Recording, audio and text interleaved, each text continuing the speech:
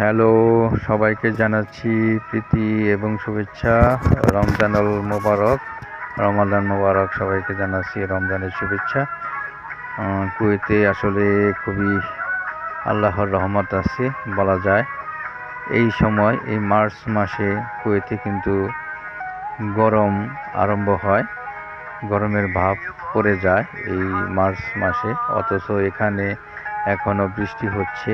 দেখেন মেঘলা আকাশ, যেদিকে তাকাই শুধু কালো মেঘের ছায়া এবং পুরো আকাশ মেঘাচ্ছন্ন এবং চতুর্দিকে দেখেন চারিপাশে দেখতে পাচ্ছেন অন্ধকার, মনে হচ্ছে যেন সন্ধ্যা ঘনিয়ে আসছে, এরকম অবস্থা। খুবই সুন্দর একটি মুহূর্ত। গুড়ি গুড়ি বৃষ্টি হচ্ছে। রমজান মাস, আল্লাহর রহমত আছে রমজানে, তাই আমাদের কোনো অসুবিধা হচ্ছে না। অথচ গত বছর কিন্তু এরকম ছিল না। মার্চ মাসে মোটামুটি ভালোই গরম থাকে, আরম্ভ হয় গরম। তো যাই হোক, এখন আসলে কুয়েতের ক্লাইমেট অনেক চেঞ্জ হয়ে গেছে। সবই আল্লাহর কৃপা।